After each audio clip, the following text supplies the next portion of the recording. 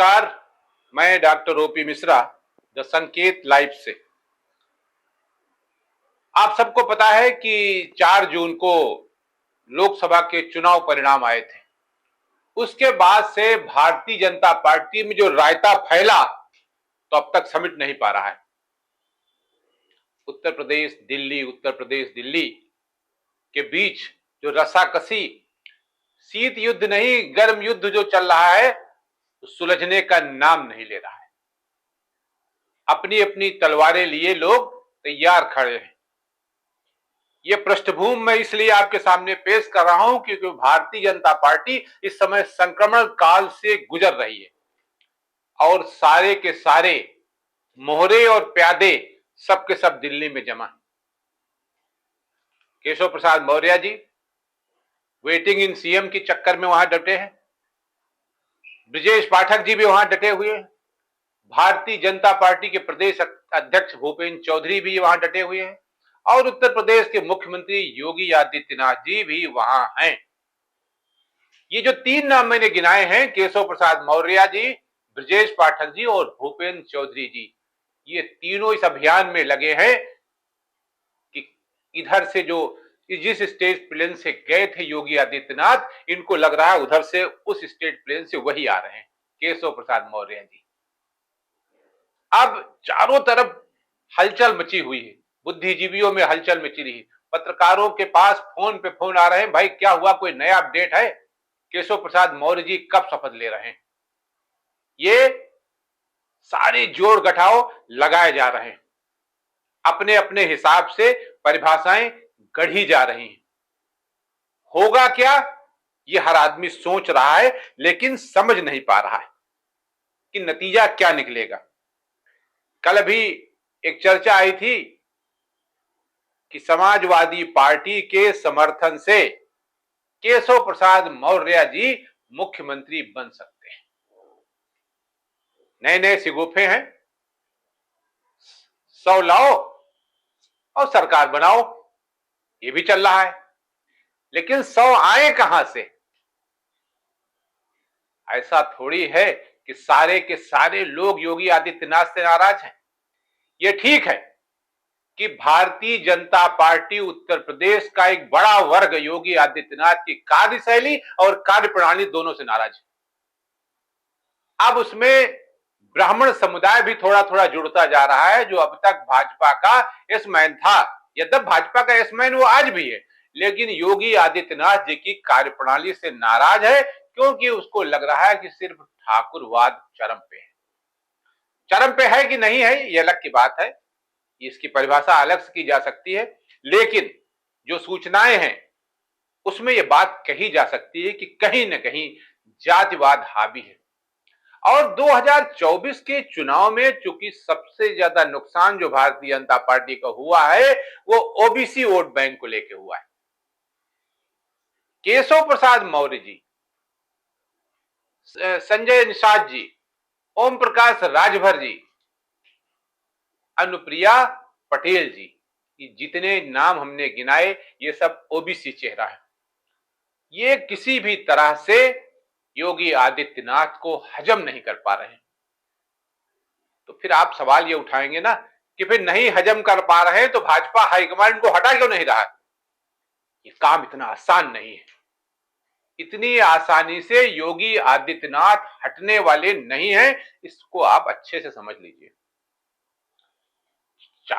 सारी कोशिशें हो रही, सब कुछ हो रहा, लेकिन वो अंगद का पैर है ना, वो इतनी आसानी से टस मस नहीं हो रहा।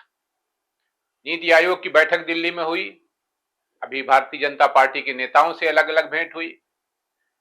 कल बीएल संतोष जी से मुख्यमंत्री जी ने भेंट की थी, जो संगठन का काम देखते हैं, आरएसएस से आते हैं और भाजपा में संगठन का काम देखते हैं। भाजपा में जितने भी संगठन मंत्री होते हैं वो सब संघ के पदाधिकारी होते हैं और भाजपा में रह के संघ के एजेंडे को लागू कराना और जो प्रशासनिक दायरा है उसमें हिसाब सेट करना, सरकार के साथ सामंजस्य बनाना, ये उनका काम होता है। मुख्यमंत्री जी कल उनसे मिल चुके हैं, रात में 3 घंटे तक वार्ता हुई। नतीजा क्या निकला ये जानने के लिए सारे के सारे लोग व्याकुल हैं। लेकिन अगर लोकप्रियता की बात की जा रही है तो मोदी के सामने योगी कोई बहुत पीछे नहीं है लोकप्रियता के मामले में। अगर 100 में 90 नंबर भारत के प्रधानमंत्री नरेंद्र मोदी जी को प्राप्त हैं, तो 80 नंबर योगी आदित्यनाथ जी जो उत्तर प्रदेश के मुख्यमंत्री हैं उनको प्राप्त है। पॉपुलैरिटी में कोई किसी से कम नहीं है और यही सबसे बड़ा ड्रॉबैक पीएम इन वेटिंग को है, क्योंकि उनकी जो पॉपुलैरिटी है वो तो नहीं है ना। उनसे अगर गृह मंत्री का पद ले लिया जाए तो उनका कोई वजूद नहीं है, कोई अस्तित्व नहीं है, कोई उनका अपना वोट बैंक नहीं है।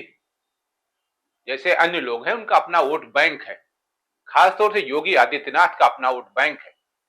कहने तो केशव प्रसाद मौर्य जी भी कह सकते हैं हमें हमारा वोट बैंक है, लेकिन कितना अच्छा वोट बैंक है कि अपनी विधानसभा सीट नहीं जिता पाए थे।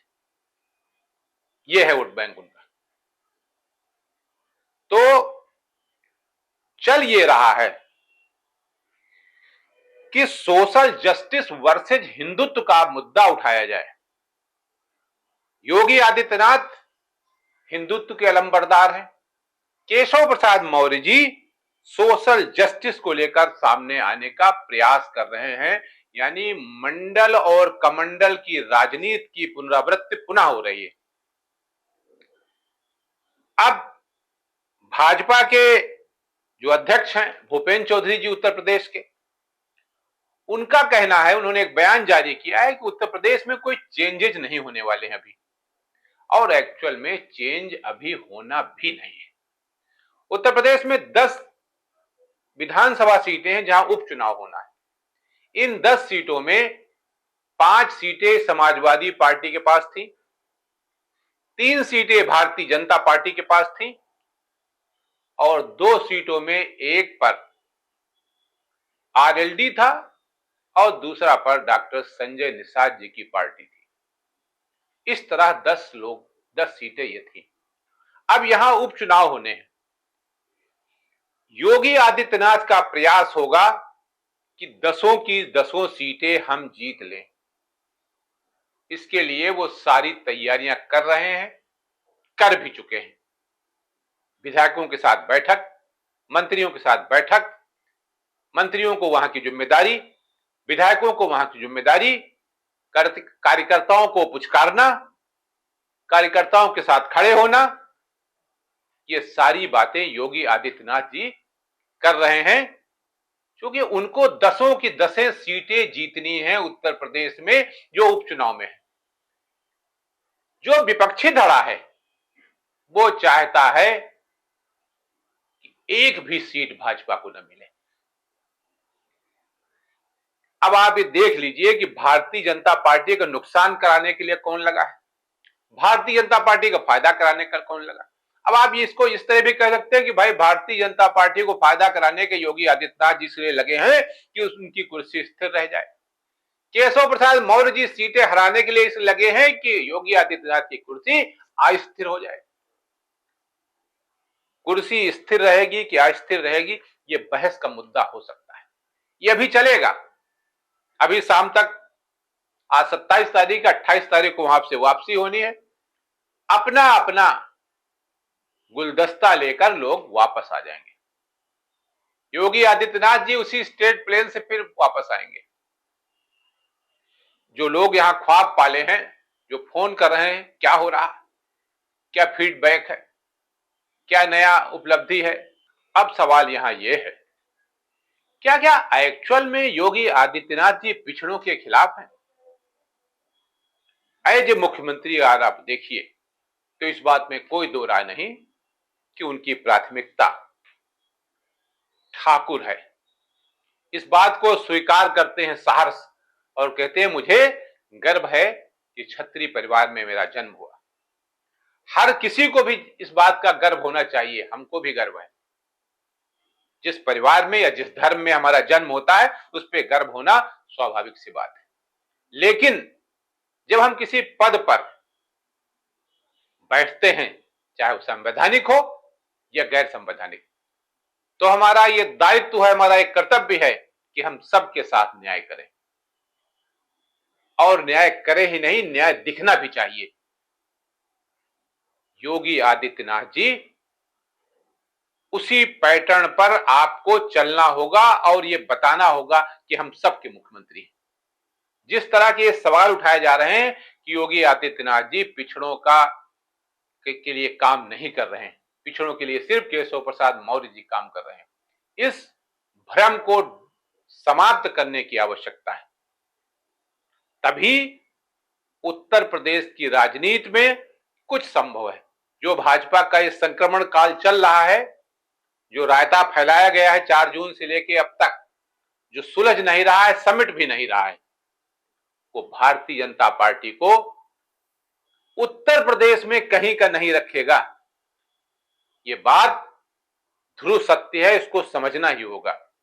ये ठीक है कि भारतीय जनता पार्टी कोई छोटा सा पौधा नहीं, कोई एक गांठ नहीं जो समाप्त हो जाएगी। भारतीय जनता पार्टी एक बड़ी पार्टी, बनने में जितना दिन लगा था, समाप्त होने में उतने ही दिन लगेंगे। लेकिन इस तरह के जो संक्रमण काल आ जाते हैं, इन्फेक्शन फैलने लगता है, तो उसका इलाज ये होता है ऑपरेशन करके उस सड़े हुए चीज को बाहर निकाल दो। समय आ गया है, भारतीय जनता पार्टी के नेतृत्व को ये समझना होगा, खासतौर से प्रधानमंत्री मोदी को, उनका स्टैंड क्या है। हम सब ये जान रहे हैं, समझ रहे हैं कि अभी 10 उपचुनाव होंगे, उसके बाद 3 राज्यों में चुनाव होने वाले हैं, महाराष्ट्र में, झारखंड में और हरियाणा में। इसके बाद ही उत्तर प्रदेश में कुछ हो पाएगा, इससे पहले कुछ नहीं। जो लोग इस भ्रम में हैं, उस भ्रम को अपने निकाल दें दिमाग से। योगी आदित्यनाथ फिलहाल कहीं जा नहीं रहे। केशव प्रसाद मौर्य जी कहां रह रहे हैं, कहां नहीं रह रहे हैं, ये अलग की बात है। और जहां तक हम समझ रहे हैं, या हमारे तमाम पत्रकार साथी जो केशव प्रसाद मौर्य जी को कवर करते हैं, वो ये जानते हैं कि उन्हें थोड़ा एक आध डिपार्टमेंट और दे दिया जाए, जैसे पीडब्ल्यूडी वगैरह उनके पास था, तो शायद उनकी गुस्सा कुछ शांति हो जाएगी। लेकिन जब आप मुख्यमंत्री के साथ समन्वय बनाकर नहीं रखोगे, आपसी सामंजस्य नहीं रहेगा, तो फिर आप उनसे कैसे उम्मीद कर रहे हो कि वो आपके साथ कंधे से कंधा मिलाकर खड़े होंगे। मंत्रिमंडल किसी एक व्यक्ति का परिचायक नहीं होता है। गवर्नमेंट या पूरा मंत्रिमंडल एक व्यक्ति के लिए नहीं, पूरा मंत्रिमंडल होता है, पूरा सिस्टम होता है। सभी को समाज के लिए काम करना होता है।